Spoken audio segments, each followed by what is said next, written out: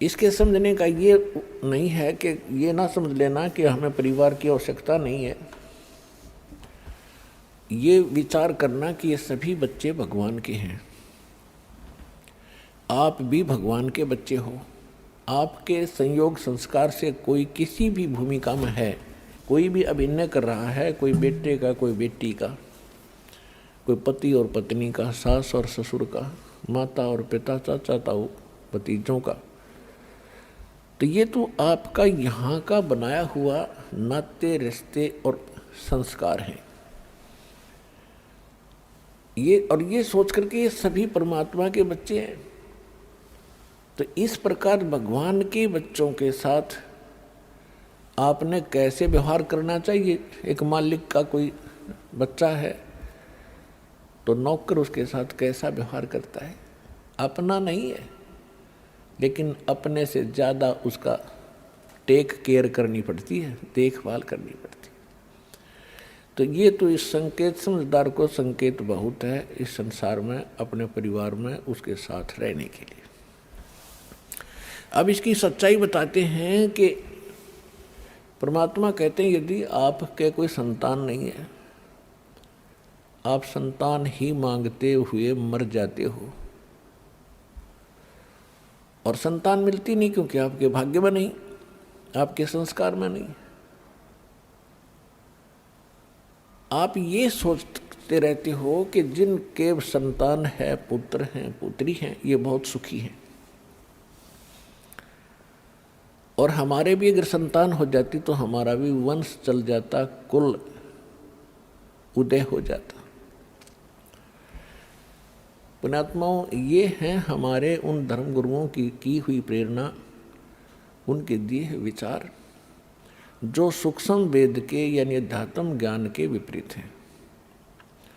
अध्यात्म ज्ञान ये कहता है, तत्व ज्ञान में परमेश्वर बताते हैं कि जो राखो तो ही रहूं और मेरा के चारा, जैसे राखो मालिक वैसे ही रहूं। हमारा कोई इस पर जोर नहीं है, हमारा के चारा, और खाने जाद खरीद हूँ गुलाम तुम्हारा, मैं तो आपका हो गया।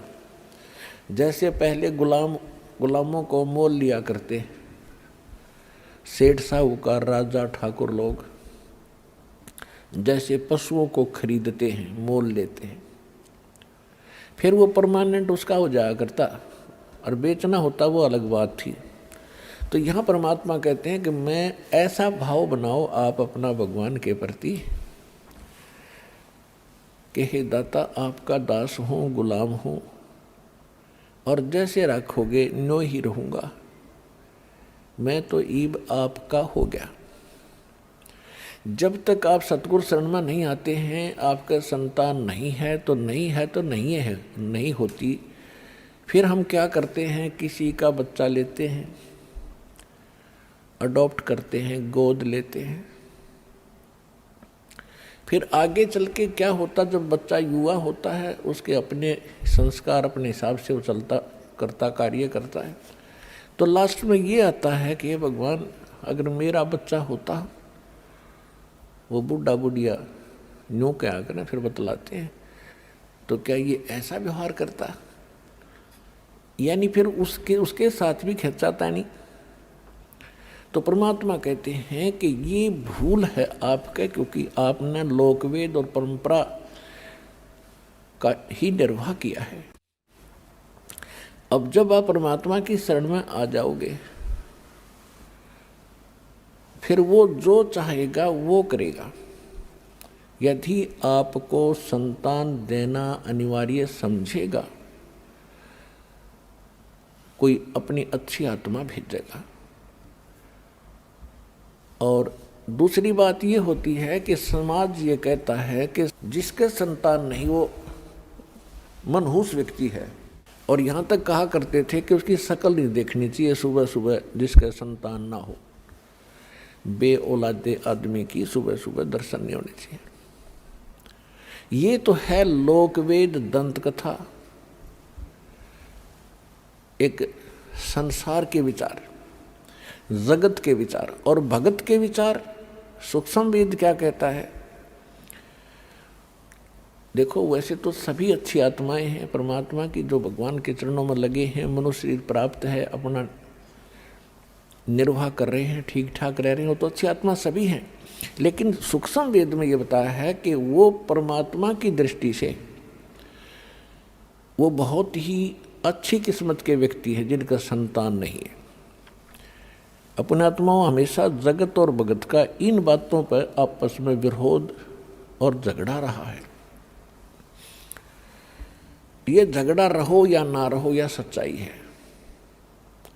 उसका कारण क्या है कि जैसे सुखदेव ऋषि जी माँ के गर्भ से निकलते ही 12 वर्ष की तक माँ के गर्भ में रहे थे, और माँ के पेट से बाहर आते ही वो 12 वर्ष की आयु का शरीर बन गया एकदम उसका, और उठकर चल पड़े अपनी और नाल को साथ कंधे पर डालकर कि आगे काटूंगा इसने कितने।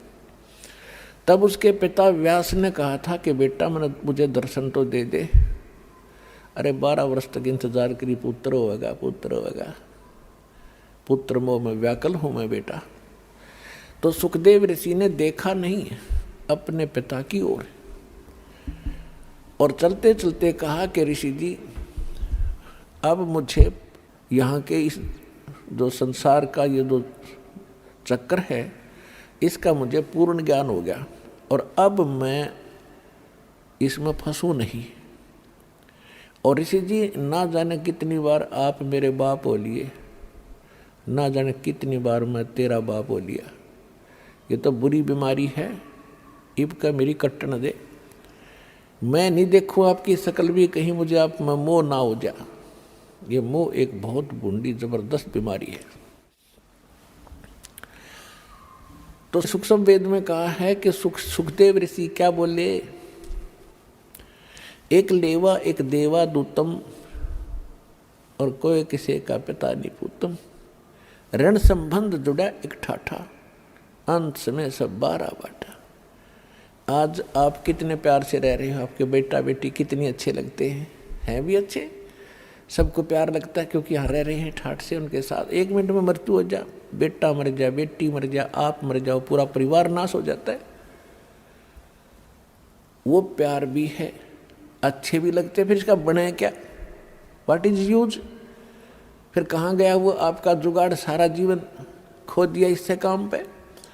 और भक्ति भी करते हैं, सत्य नहीं करते हैं, शास्त्र अनुकूल नहीं करते, नकलियों के पास करते, तो वो भी व्यर्थ है। एक समय एक कोई परिवार पूरा का पूरा जिसमें 15-16 सदस्य थे, एक गाड़ी में 12-13 सदस्य, एक बूढ़ा घर पर रह गया था और बाकी सारे सत्संग में भेज रखे थे, किसी संत के सत्संग में, और 20-25 वर्ष से वो सत्संग में थे। सत्संग सुनकर वापस आ रहे थे या सुनने जा रहे थे, इतना ध्यान नहीं। दुर्घटना में 12 के 12 मर गए। चुच्ची बच्चा का आग्रह ना, वो नाश हो गया। एक वो बूढ़ा रह गया 70 साल का। अब क्या है ये, ना जाने काल की कर डारे, किस विध ढल जा पासावे, और जिनाते सरते बहुत खुड़कती, उनानो केड़ा हासावे। तो यही संसार के अंदर, इस गंदे लोक में आप जिस आस को लेकर जी रहे हो, या आपकी भारी भूल है, और यह भूल मिटेगी भगवान से, इस सत्संग सच्चे ज्ञान पर। फिर बात रही कि ये भी मालिक को मालूम है कि ये 3 गुण, इन तीनों गुणों का जो त्रिगुणमयी माया का जो दबाव है, ये ब्रह्मा विष्णु महेश स्वयं नहीं बचे इससे, तो जीव नहीं बच सकता। अब परमात्मा का सहारा चाहिए इस जीव को। तो किस परमात्मा का, यदि आप विष्णु जी का सहारा लेते हो युग काल के अंतर्गत, और काल ने आपको फंसा रखा है, तो आप इस जाल से बाहर नहीं हो सकते। यदि शंकर जी की पूजा करते हो तो भी नहीं हो सकते, ब्रह्म की पूजा करते हो, ये स्वयं ही आपको फंसा ही रहा है, ये तो आपको इस मार्ग पर आने ही नहीं देगा जिससे आपका छुटकारा हो, क्योंकि इसको यहाँ आपको फंसाए रखना इसका एक उद्देश्य है कि इसको भूख लगती है, इसको श्राप लगा हुआ है काल भगवान को, ब्रह्म को, जो गीता अध्याय नंबर 11 के श्लोक नंबर 32 में कहता है कि अर्जुन मैं काल हूँ, और सबको खाने के लिए अब आया हूँ। श्री कृष्ण में प्रवेश कर गया हो, ये ऐसे करता है। तो इसको श्राप लगा हुआ है 1 लाख मानव शरीरधारी प्राणियों के नित्य आहार करने का।